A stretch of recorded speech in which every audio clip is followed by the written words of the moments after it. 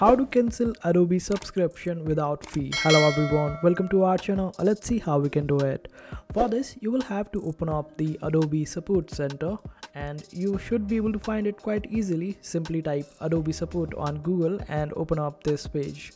And over here on the Help Center of Adobe, you should be able to find this bubble of chatting. Simply click on it. And over here Adobe Virtual Assistant will be there to support you. You will have to simply chat over here, and after a while you should be able to see a human being talking to you. You have to tell that person that your financial condition is really bad and you're not able to pay the bills, and also tell them that you want to cancel your Adobe subscription, and after that they should be able to help you out and cancel your Adobe subscription without charging any fee.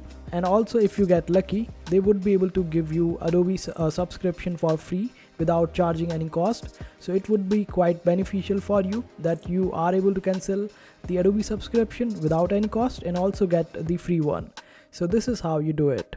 I hope this video was helpful. Make sure to hit that like button and also subscribe to our channel for more helpful videos.